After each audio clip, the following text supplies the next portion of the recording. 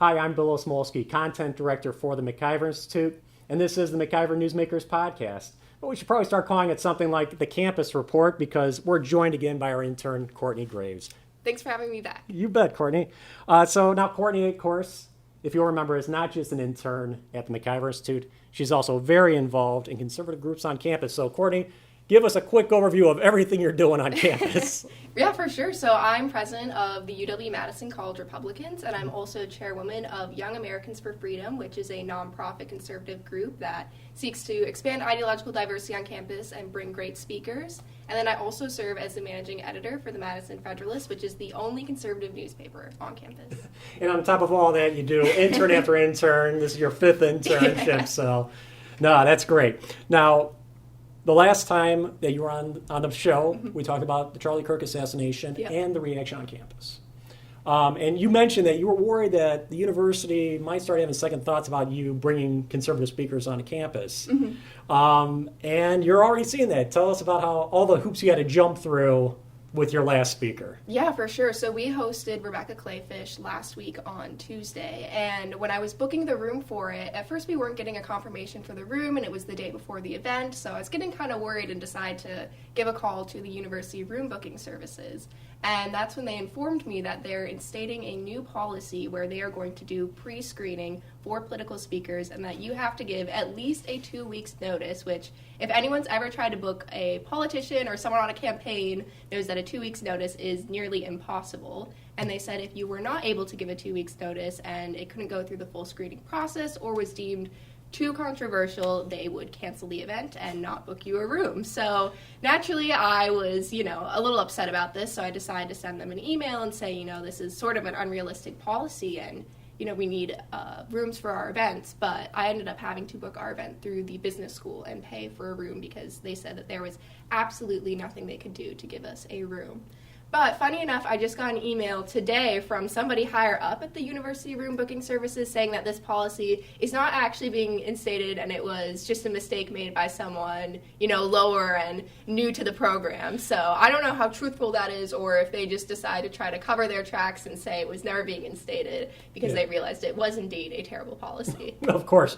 Did you ever see the policy in writing? I never saw the policy anywhere in writing. And that is one thing I said on my original phone call with them. I said it's not anywhere on the website, so how was I supposed to know that I need to submit a request over 2 weeks in advance? And they said, oh, well, we just need to update the website. And I'm like, well, you didn't. Yeah. But So you brought Rebecca Clayfish on a campus. You found out, what was it? I'm sorry, what did you say, the day before or the day of that? Yep, I had to book the room the day before, and I would have never gotten a room if it wasn't for having to pay for one through the business school.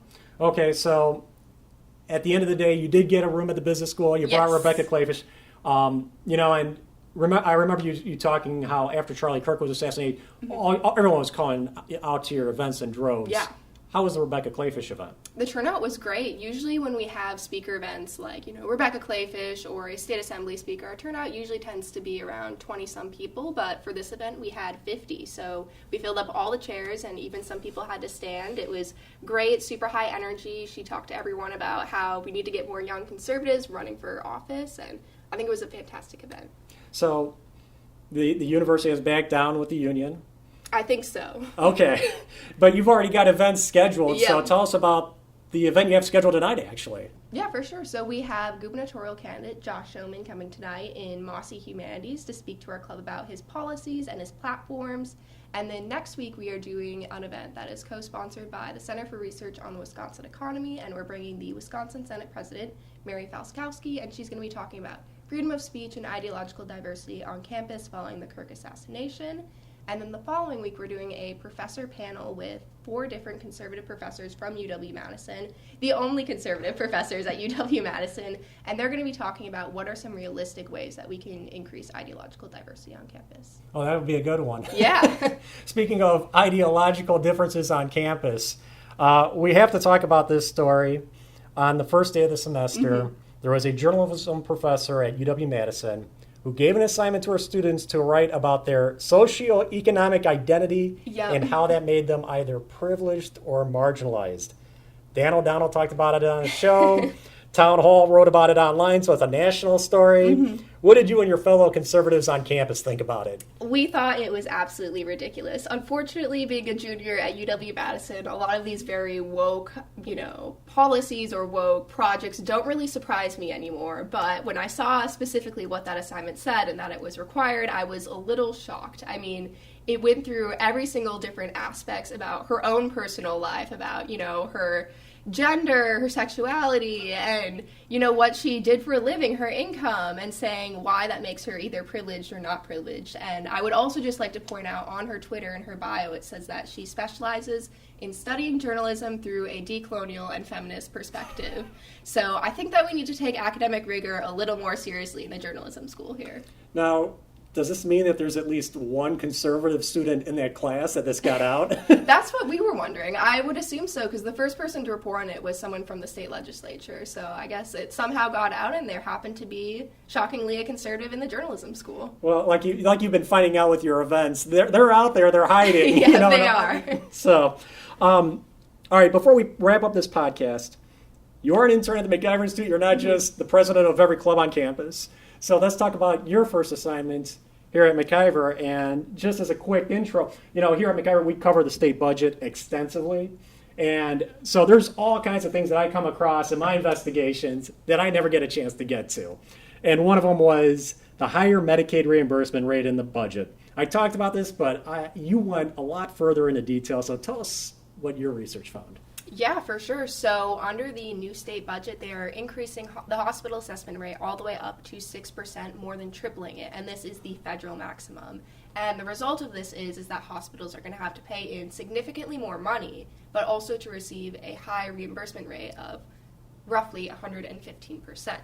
And so the result of 115% reimbursement rate, it kind of depends on the hospital exactly what's going to happen. But largely what the research found is that we are going to see cost shifting, especially at hospitals who have a higher net patient revenue and have to pay a lot in assessments, but they don't have as many Medicaid patients. So what's going to happen is that they're going to be essentially footing the bill for other hospitals in rural areas or inner city areas that have a lot of Medicaid patients, and they're going to be paying significantly more money while still not getting as much back.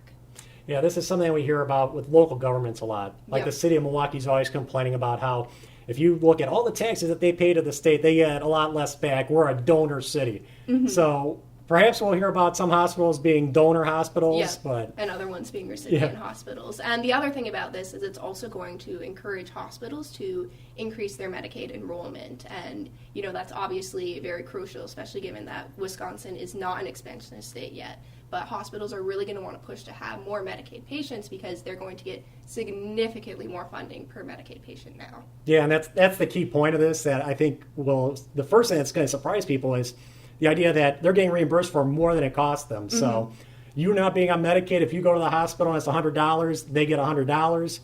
If you are on Medicaid and you go to the hospital and get $100 worth of service, they get $115. Right. That's so it's exactly what it sounds like. So definitely a big incentive for them to expand that program as much as possible. For sure. Well, Courtney, thank you so much. You're doing great. Look forward to talking about your upcoming research on the podcast in the future. So that would do it for this episode of the MacIver Newsmakers podcast. Thank you very much for joining us. We'll be back again soon with all the latest developments on campus and in the Capitol. Until then, for the MacIver Institute, I'm Bill Osmolsky. I'm Courtney Graves. Thank you.